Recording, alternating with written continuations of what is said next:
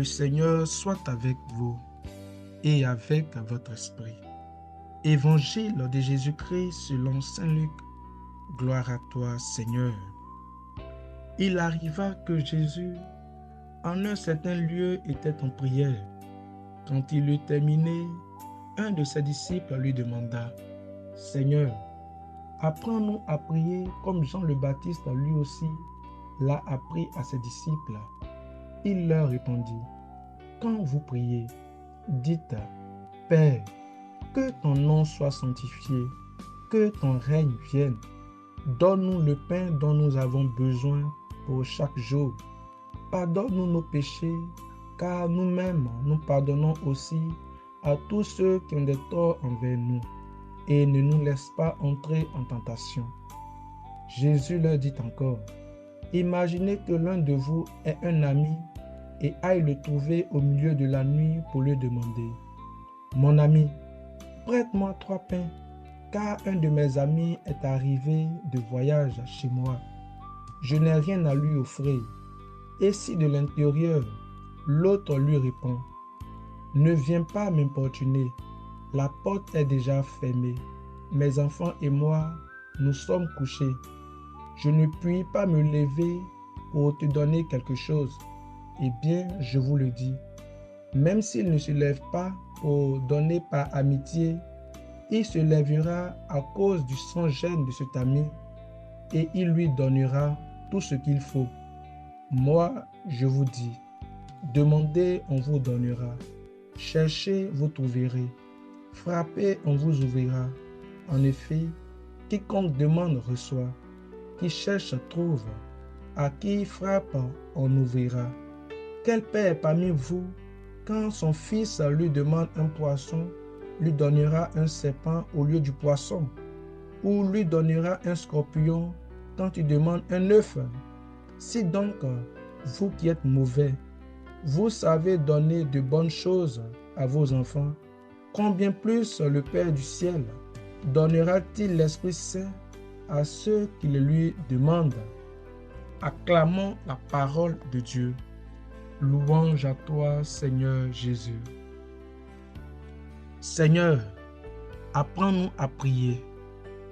Frères et sœurs bien-aimés, en ce 17e dimanche du temps ordinaire, la liturgie nous invite à approfondir le mystère et la puissance de la prière. Elle est à la fois l'âme du chrétien et son âme spirituelle. Plus qu'un simple rituel, la prière est un véritable dialogue d'amour entre Dieu et nous, ses enfants adoptifs en Jésus-Christ.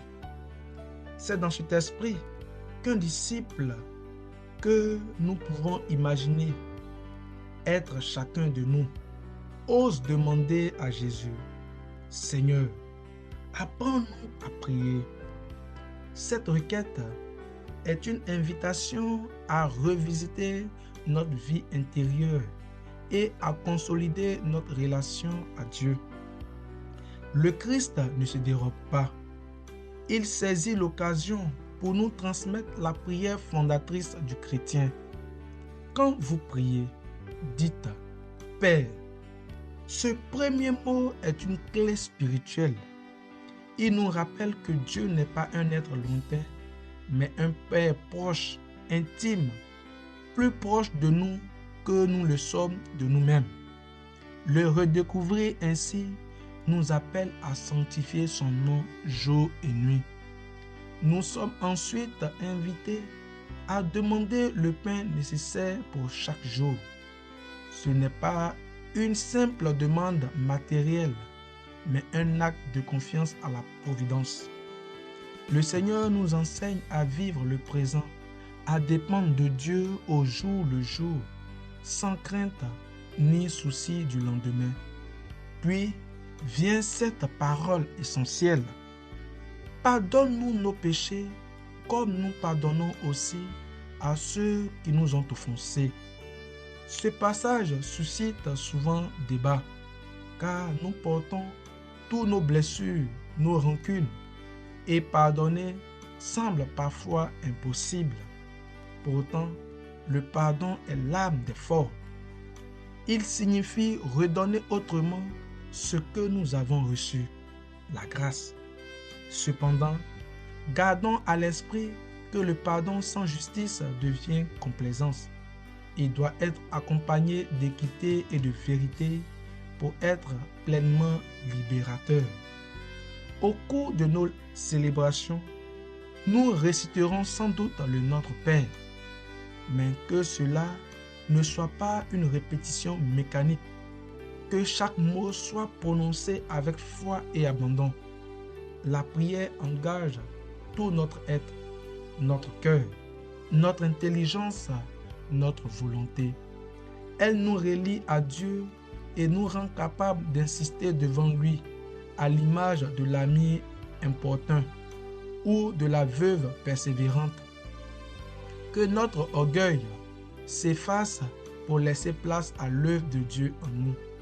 Enfin, n'oublions pas que si le salut est personnel, il s'enracine dans une dimension communautaire. C'est un devoir sacré de prier les uns pour les autres, d'intercéder pour les pécheurs et d'espérer pour tous. Abraham, modèle de foi et d'intercession, nous inspire à espérer même lorsque tout semble perdu. Que le Seigneur, en ce jour où il nous apprend à prier, ouvre nos cœurs à son règne d'amour et de miséricorde. Seigneur, fais de nous des témoins aujourd'hui et pour les siècles des siècles. Amen.